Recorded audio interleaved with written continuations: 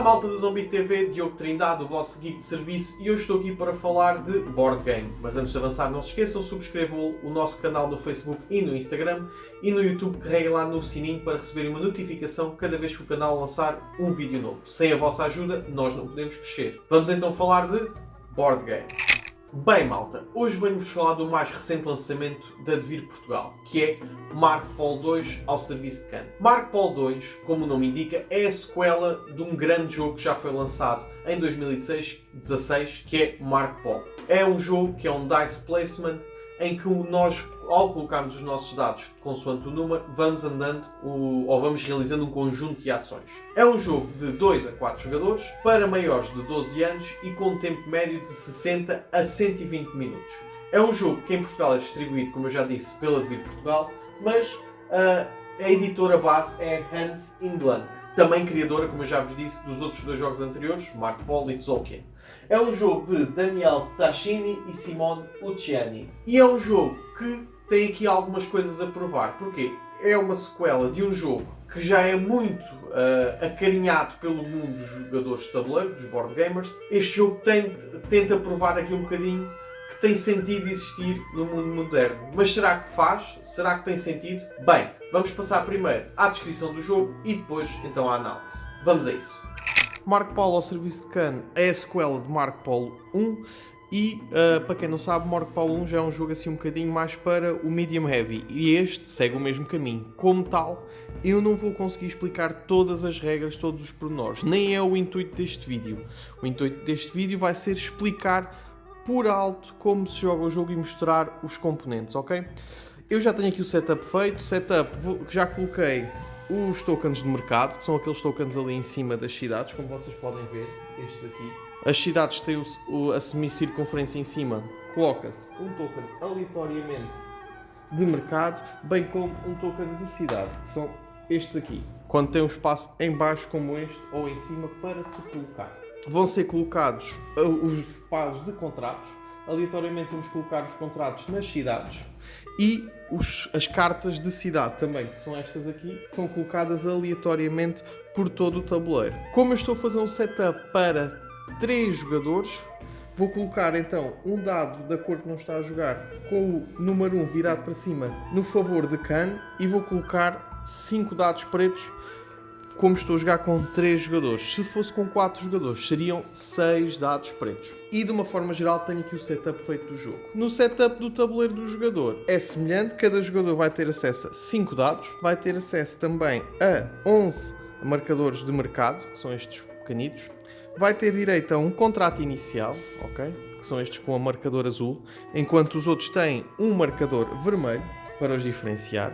Okay. E cada jogador vai ter acesso a 3 camelos e 8 dinheiro. Para além disso, vai ser dado 3 objetivos secretos e cada jogador vai escolher um. Os objetivos secretos, depois já no final do jogo vou falar deles, mas cada um escolhe 3, fica com 3 e escolhe um, descartando o resto.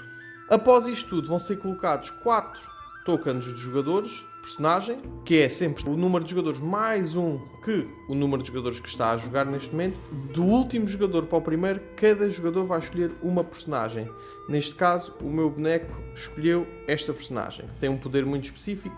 Não vou entrar aqui pelos nomes deles, que não os sei de cor, mas os poderes já vos explico. Cada jogador terá direito também a uma carta de referência rápidas, que são estas aqui, e o tabuleiro está preparado consoante o número de jogadores e o número de personagens. Cada jogador vai ter acesso a um boneco da sua cor, pelo menos, à exceção do jogador que escolher esta personagem, que são os irmãos, que vai ter acesso a 2 bonecos. O jogador amarelo escolheu esta personagem, por isso ele tem 2 bonecos a viajar. Volto a repetir, 2 bonecos no circuito de viajar, ou um se escolherem uma personagem, e um boneco no marcador de pontos a começar no 50. Depois disso vamos organizar os tokens da guilda de mercadores, os tokens de cidade e os tokens de livro, que são as ações que depois nós podemos fazer. São colocadas consoante o número, que é o número 1, vem para aqui, 2, 3, e a pilha fica por baixo do número 1, número 2, número 3,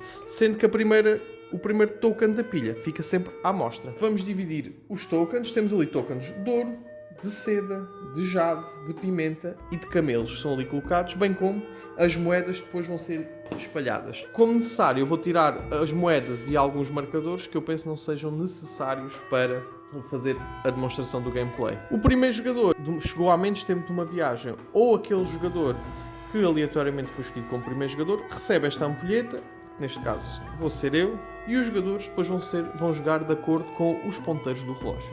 E está feito o setup. No início da nossa rodada, os jogadores vão rodar os dados e, consoante o número que nos der, vamos ficando com os dados. Se o valor total dos dados for inferior a 15, vamos receber moedas de acordo com aquilo que o valor faz a diferença. Por exemplo, se eu tiver um 13 de valor de dados, recebo 2 moedas. E nessa onda. Se tivermos mais 15, não acontece nada. Depois vamos ver as nossas personagens que tenham este símbolo. Que isto são coisas que acontecem no início da rodada. O que é uma rodada? Uma rodada é um conjunto de turnos que vão acontecendo até o jogador não ter mais dados para utilizar. Cada jogador no seu turno só pode fazer, no fundo, uma ação obrigatória e pode fazer várias opcionais. Quais são as opcionais? As ações opcionais são estas que estão aqui descritas nesta carta. Então, vamos começar pelas opcionais. As opcionais podem fazer uma ou várias ações antes e após a ação obrigatória. E que ações são essas? Primeiro de tudo, posso resolver um contrato. Como é que se resolve um contrato? Todos os nossos contratos têm um preço para o fazer e o resultado deste. Isto é, eu posso pagar um camelo e 2 sacos de especiarias, neste caso são de pimenta, ok? 2 sacos de pimenta e um camelo para receber 5 moedas e 3 pontos de vitória. E vai para aqui, para o meu cantinho, onde aqui se coloca. Estão a ver? Aqui. E quer dizer que esta ação foi feita. A segunda ação que nós temos é a ação de fazer o upgrade da nossa guilda de mercados.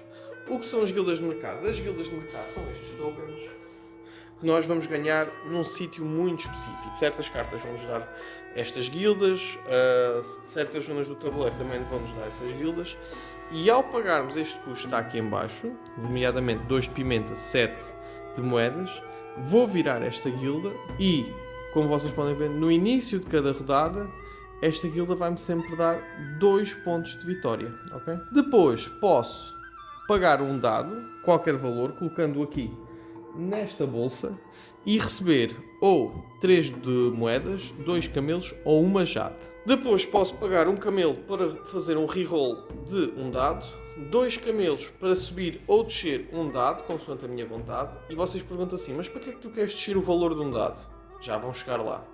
E terceiro, posso pagar 3 camelos e receber um dado preto. É sempre mais uma opção que nós podemos ter, mas também vai nos permitir fazer certas coisas. Estas são as ações opcionais que eu posso fazer no meu turno. Como eu vos disse, temos as ações opcionais, mas também temos as ações obrigatórias. Então, quais são as ações obrigatórias? Nós temos de sempre colocar um dado no tabuleiro, consoante o que queremos fazer, mas temos sempre de colocar uma dessas ações. O que é que eu quero dizer com isto? No tabuleiro vamos ter vários sítios onde colocar os dados, que são esta zona aqui.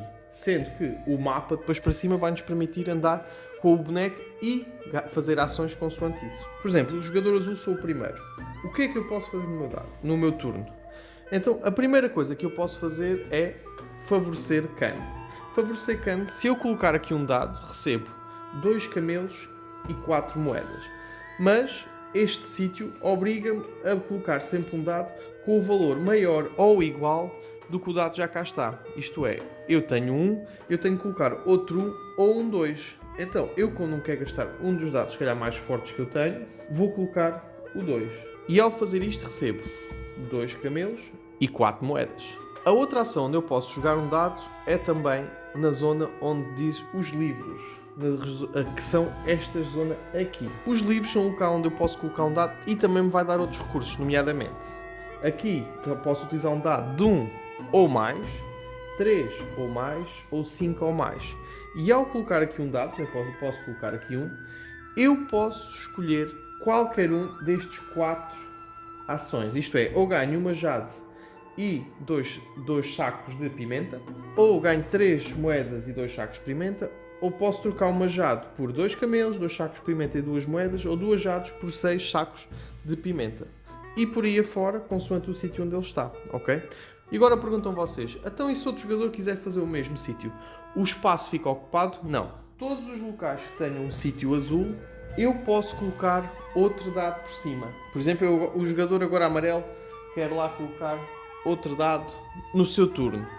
Ele vai colocar também, ele tem um dado com 2, suponhamos, e vai lá colocar este dado, 2. Ele tem de pagar 2 moedas para poder colocar um dado com o símbolo 2. Se fosse um dado 3, ele tinha de colocar 3 moedas. Se for um 4 moedas. De salientar que nesta pilha nunca pode estar mais do que um dado da mesma cor. Daí servir os dados pretos. Os dados pretos permitem-nos fazer a mesma ação várias vezes, porque não correspondem a nenhuma cor dos outros jogadores, isto é, são um dado neutro, por isso eu posso colocar dados pretos à vontade. Só as cores dos jogadores principais é que não pode estar repetida na coluna. Mas isto só acontece, claro, nas zonas com o fundo azul. Outra zona que nós também podemos colocar um dado é na zona de contratos, isto é, nesta zona. Nesta zona podemos colocar um dado de 1 para cima, como está aqui representado, e ao colocar um dado posso ir buscar um contrato numa cidade onde eu tenha um mercado. Onde é que eu tenho um mercado? Onde eu vou colocar estes tokens, e eu lá à frente já vou explicar como é que eu os coloco. Numa cidade onde eu tenho um mercado, posso ir buscar um ou mais contratos daqueles que lá estão. Tenho é de pagar 3 moedas por isso. Então e agora perguntam vocês, como é que eu coloco mercados? Para colocar mercados eu vou ter de deslocar-me. E como é que eu me desloco? Serve esta ação aqui. Nesta ação eu vou colocar ou um dado com o valor que eu quiser, 2 dados com o valor que eu quiser, ou 3 dados com o valor que eu quiser. De salientar que, independentemente da quantidade de dados que eu ali colocar, o valor que interessa é sempre o valor mínimo. Isto é, se eu usar um 6 e um 3, o valor que interessa para esta ação é um 3. E o que é que este valor é importante? Neste sítio, independentemente do valor do dado, eu só posso andar um espaço. Aqui, consoante o valor do dado que eu colocar, posso andar a 3 passos. Se eu colocar um 3 e um 6, eu vou poder andar 3 passos porque é o valor mínimo. Agora, se eu colocar um 6 e um 2, só posso andar 2 passos. E a mesma coisa. Aqui posso colocar 3 dados, posso andar até 6 passos, mas o que interessa é o valor mínimo. Isto é, para eu andar 6 passos, eu no último de cima teria de colocar 3 dados de 6, que é assim uma jogada que é preciso ter muita sorte nos dados que calharmos. E ao andarmos, o que é que vai acontecer? Por exemplo, eu, o jogador azul, ao andar, vou colocar aqui o dado com 1, que é o que me interessa agora andar. Tenho de pagar 2 moedas e vou andar um espaço. E o meu boneco vai andar, por exemplo, aqui de Beijing para Yongzaku. Tenho de pagar 4 moedas, que é o que ele pede de movimento, que é 4. Ao todo, como vocês podem ver, já tive de pagar 6 moedas. Quem diz moedas vai dizer também outros recursos que podem ser necessários. Pode ser camelos, pode ser especiarias, pode ser jatos. Depende muito do percurso que vocês estão a fazer. O meu boneco desloca-se para Yangzhou. Quando se desloca para Yangzhou, como é o primeiro jogador aqui a chegar, vai receber o bónus de mercado, que neste caso é 3 camelos, como vocês aqui podem ver. Ok? Então o meu boneco vai receber 3 camelos. E como é o primeiro jogador aqui a chegar também, pode colocar logo o primeiro mercado. Porque mal nós chegamos a uma cidade que não tenha um mercado, eu tenho de colocar lá um, ok? Então, o meu boneco já aqui tem um mercado azul. Lembram-se dos contratos? Aqui, se eu tivesse ali contratos, que não tenho, só tenho a cidade ao lado, não interessa. Mas se eu tivesse ali, eu já poderia usar esta ação para ir buscar os contratos que ali estivessem. Outro jogador que agora passe por lá também vai deixar lá o mercado, não vai receber, é um token bónus de mercado, ok? Porém, apesar de não ter contratos ali, a cidade de Yangzhou tem uma carta de cidade. O que é que isto quer dizer? Estas cartas têm um fundo diferente das outras ações, têm um fundo castanho. Isto é, o jogador só pode lá colocar um dado. Se o azul colocar um dado num espaço castanho, mais ninguém pode. Mas ao colocar lá um dado, por exemplo, se imaginemos que eu meto lá um dado com o valor de 2, ok? Porque agora posso utilizar porque tenho lá um mercado. E como tenho lá um mercado, posso utilizar aquela cidade sempre que eu quiser. Ao colocar lá um 2, eu posso repetir esta ação 2 vezes. Isto é, posso pagar um camelo e uma jade para ganhar 3 pontos. As cartas de cidade ficam sempre naquela zona e nunca mudam ao longo do jogo. Estas são estáticas. São as cartas estáticas do jogo que ficam sempre e só pode utilizar quem tiver um mercado naquela cidade. Estas cartas de cidade também existem num sítio, que é nesta zona. Estas cartas de cidade aqui nesta zona chamam-se as cartas de cidade especiais, entre aspas, porque são cartas especiais que vão mudando de ronda para ronda. Não esquecer que a ronda acaba quando todos os jogadores terminarem os seus dados. E semelhante às outras, eu posso colocar aqui um dado para fazer aquela ação X vezes. Porém, há cartas destas que não te permitem isso. Por exemplo, esta carta, quando eu coloco aqui um dado, se eu jogar um dado de 1 a 5, ganho 1 de ouro. Se eu jogar um 6, ganho 3 de ouro. Mas só posso fazer esta ação uma vez. Ok?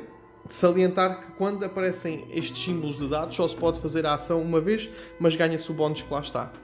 Em contrapartida, eu posso aqui colocar um 3 e pagar 3 jatos para andar 3 passos, porque é aquela ação vezes o número de dados que eu estou a fazer.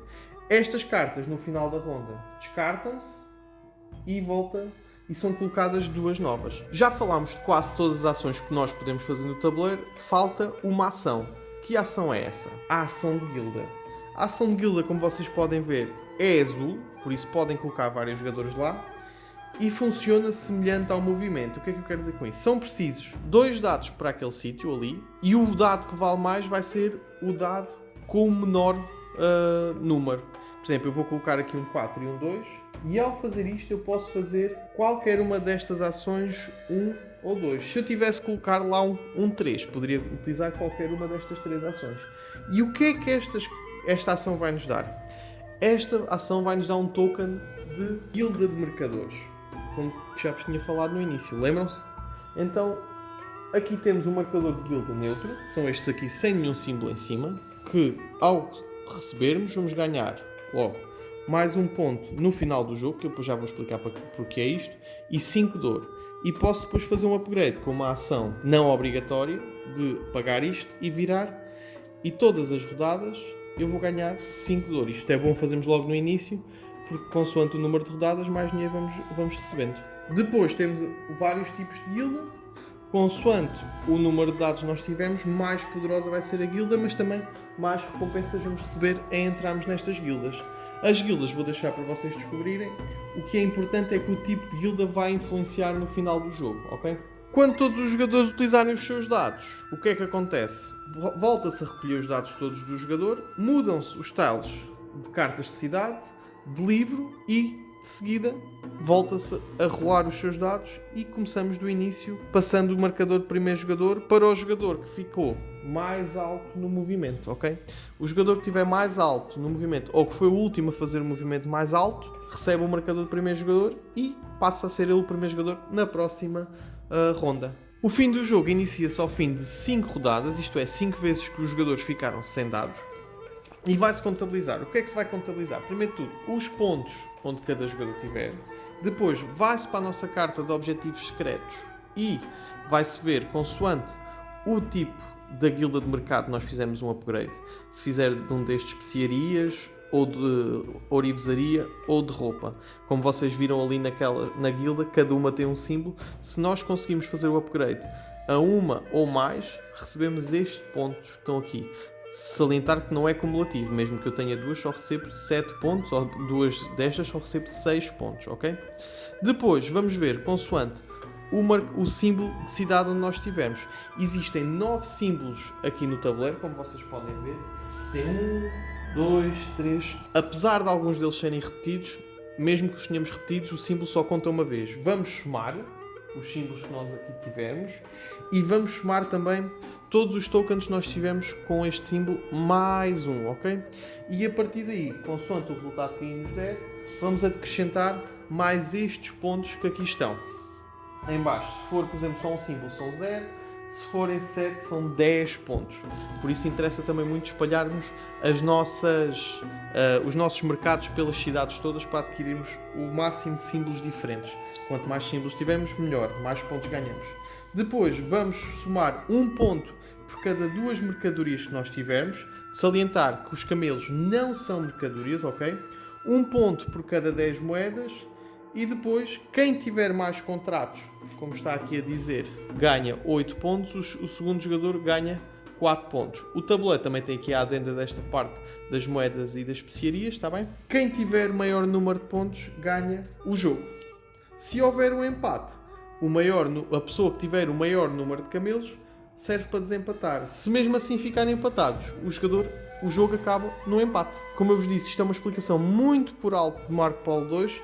Recomendo a lerem o livro de regras, porque também não é muito confuso, é fácil de perceber. No fundo, nós temos muito poucas ações, temos um conjunto de ações que podem mexer aqui uns com os outros, ok? E é assim que se joga, de uma forma muito resumida e muito simplista, Marco Polo 2.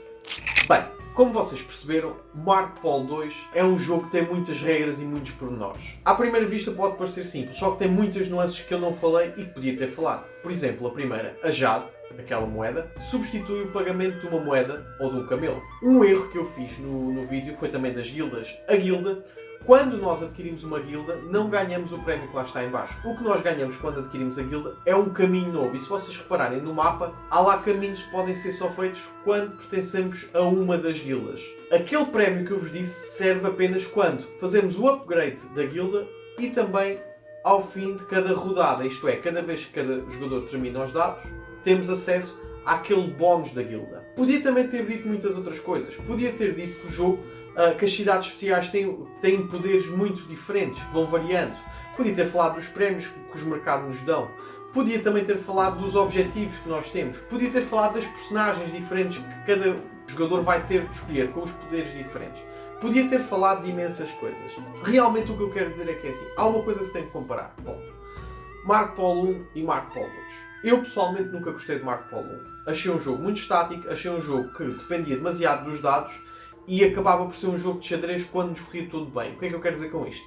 Tinha de se ter aquele caminho já pré-definido. Não havia muitas hipóteses de inovar estratégias ou de ter aqui alguma facilidade e flexibilidade em conseguir optar por outras estratégias para ganhar o jogo. O que eu consegui tirar do jogo é que sim, Marco Polo 2 para mim é melhor jogo que Marco Polo 1. Porquê? Primeiro, a peça de Jade influencia imenso o jogo, porque eu agora tenho mais um recurso que pode substituir os outros recursos. Por isso, eu posso focar-me ali um bocadinho mais naquele recurso e fico com um recurso misto. Segundo, os poderes dos personagens. À primeira vista pareceu-me que eles iam ser um bocadinho overpowered, isto é, não iam ser muito balanceados.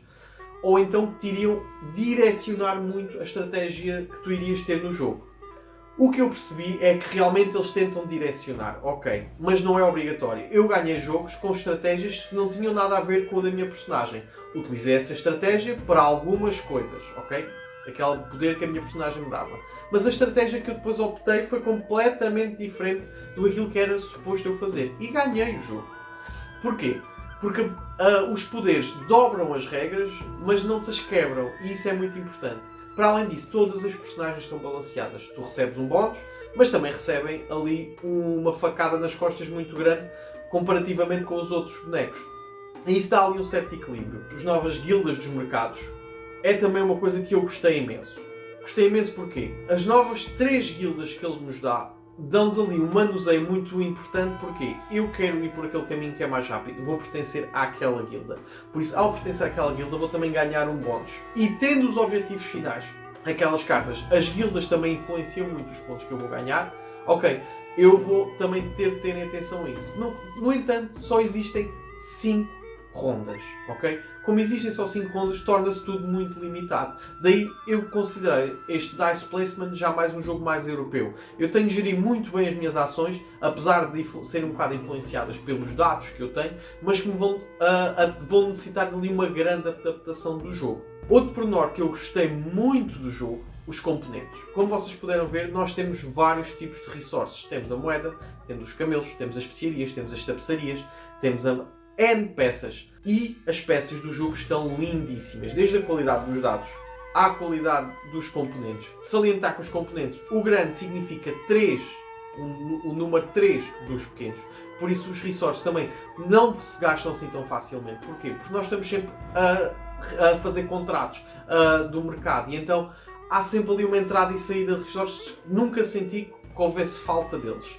Os dados têm uma excelente qualidade e a arte. A arte é uma arte que já nos foi característica com estes jogos do Médio Oriente. Estamos a falar, por exemplo, do Istambul. Estamos a falar do Rajas, também a Devir Portugal trouxe. Esta arte já é característica. No entanto, Marco Polo 2 dá à arte de Marco Polo um brilho um bocadinho maior. O cenário é mais brilhante. Temos ali mais opções também de estratégia. Que eu gostei muito. O que é que eu não gostei do jogo? Eu só não gostei do jogo de duas coisas que eu quero enunciar. Primeiro, falta um track de ronda. E isto pode-vos parecer estúpido. Mas a gente decora. Quando nós estamos tão imersivos nas nossas estratégias, já não temos a certeza se estamos na quarta, na terceira ou na quinta ronda. Eu acho que quem fez o board poderia ter feito ali um cantinho. Está ali tudo tão bem organizado, tudo tão bonito. Podia ter sido colocado um sítio onde eu pudesse colocar em que ronda é que eu estou. Estou na primeira, na segunda, na terceira, na quarta ou na quinta. E não está. Achei que falta um bocadinho mais de interação entre os jogadores. Há algumas cartas que influenciam, principalmente nos passos. Eu vou fazer isto e vou causar alguma coisa ao meu adversário, mas são muito poucas. E estava à espera que houvesse ali alguma coisa que me fizesse atrasar mais o jogo dos meus adversários ou que lhes retirar recursos, qualquer coisa mais fluente. Como eu vos disse, isto é um jogo mais europeu. E um jogo mais europeu não tem tanto conflito direto. Por isso, também eu percebo o porquê. É mais uma característica do tipo de jogo do que do próprio jogo. Eu tenho de comparar com um dos jogos que eu mais gosto de Portugal, que é o Raja do Ganges. Também é um dice placement, apesar de ter uma jogabilidade um bocadinho diferente. Mas posso-vos dizer que este jogo roubou o top dos jogos da Devir Portugal para mim. Neste momento, Marco Polo 2 é o meu jogo favorito da Devir Portugal. Antigamente era o Sherlock e Holmes e o Ganges estavam empatados. Neste momento, Marco Polo ultrapassou os dois e está à frente. É neste momento um dos meus jogos favoritos da Devir Portugal. É neste momento um dos meus jogos favoritos que eu tenho em casa e posso-vos dizer que leva um selo de obrigatório da Zombie TV, ok? É obrigatório e eu recomendo a todos, mesmo que não gostem do Marco Polo 1, experimentem o Marco Polo 2, porque o jogo traz diferenças suficientes para existir e acredito que vai agradar a muita gente. Malta, esta foi a minha análise de Marco Polo 2, espero que tenham gostado, subscrevam o nosso canal, não se esqueçam, e nos comentários façam um comentário o que é que acharam do jogo ou qual é a vossa opinião, ok? Bons jogos, bons livros e boas leituras.